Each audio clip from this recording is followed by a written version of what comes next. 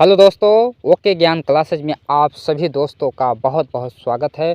दोस्तों, आप सभी लोग कैसे हैं? उम्मीद है आप लोग अच्छे होंगे, मस्त होंगे, स्वस्थ होंगे।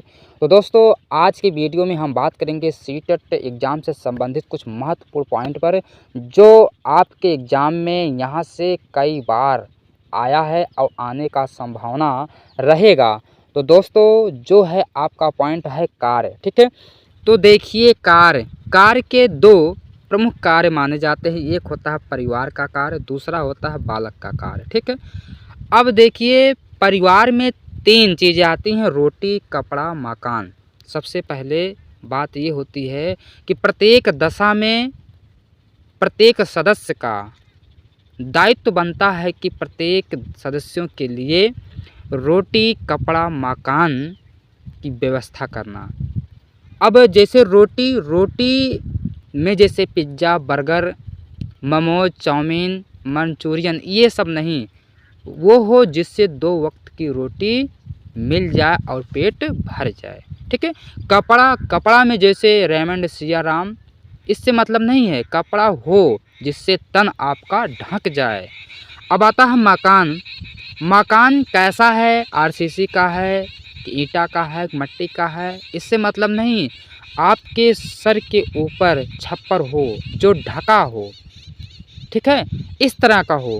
तो ये होता है परिवार का प्रमुख कार्य, ठीक है, प्रत्येक सदस्य को सुरक्षित रखना, ठीक है। अब देखिए, आता है परिवार के सदस्यों का व्यवहार नैतिक हो। हाँ, अब देखिए, कभी काल ऐसा होता है कि बच्चा यदि कुछ गलत करता है तो सामने वाला कह देता है कि जैसे इसके माँ बाप ने कुछ सिखाया ही नहीं है, ठीक है। कहने का मतलब है बालक ऐसा हो जो समाज के नियमों मानकों के अनुसार ढला हो। ये परिवार का दायित्व होता है, ठीक है। मान लीजिए जैसे कोई टीचर बच्चे को पढ़ा रहा है और उसके गलत कार्य पर टीचर ने बच्चे को मार दिया। बच्चा क्या किया? उठा और सीधे जाने लगा और टीचर को अनाप शनाप गाली देने लगा, और टीचर वहां पहुंचकर तो उधर 2-3 झापड़ा और लगा दिया। उसके बाद वहां पे कुछ लोग थे, उन्होंने बोला जाने दीजिए, इसके माँ बाप का संस्कार ही ऐसा है। तो इसीलिए कहा जाता है कि बच्चे को एक समाज के अनुरूप ढालिए जिससे समाज में नाम हो उसका, ठीक है। तो परिवार के सदस्यों का व्यवहार कैसा हो? नैतिक होना चाहिए, ठीक है। अब आते हैं बालक पर, बात करते हैं, ठीक है।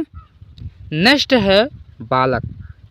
परिवार के अनुसार सामाजिकरण शिक्षा से बालक में करना होता है व्यवहार में परिवर्तन, ठीक है। और यह प्रत्येक शिक्षक का दायित्व होता है इस कार्य के लिए बालक को प्रेरित करें, ठीक है। ये पहला कार्य। दूसरा हो गया है खेल की क्रिया संपादित करना। ये किसका कार्य है? बालक का, ठीक है। नेक्स्ट देखते हैं खेल की क्रिया कौन संपादित करता है? बालक करता है। खेल की क्रिया संपादित करते समय सबसे पहले बालक में होता है शारीरिक विकास, फिर उसके बाद मानसिक विकास, फिर उसके बाद शिक्षाएं जरूरी होती हैं, ठीक है। जब बालक खेल की क्रिया संपादित करता है तो बालक के अंगों का होता है संचालन, यानी उनकी मांसपेशियां करती हैं गति, और गति के कारण से उनके अंगों में आता है परिपक्वता। इससे उनके सभी अंगों का होता है विकास।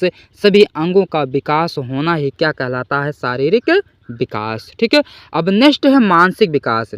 जब बालक खेल की क्रिया करता है तो उस समय अपने बातों को पूर्ण रूप से रखता है, तो उस समय बालक का जो मानसिक होता है पूर्ण रूप से क्रियाशील रहता है, तो उस समय आते हैं नए तरह के विकास, ठीक है। तो इस तरह की जो क्रिया होती है तो इसे ही कहते हैं मानसिक विकास, ठीक है। नेक्स्ट सबसे महत्वपूर्ण बातें हैं शिक्षा कैसी होनी चाहिए? खेल विधि के द्वारा, जैसे किंडरगार्टन विधि, मॉन्टेसरी विधि, प्ले ग्रुप विधि, और गांव में आपका चलता है जैसे आंगनबाड़ी। इस तरह के जितने भी विद्यालय हैं सब के सब आधारित हैं किस पर? खेल विधि पर, ठीक है।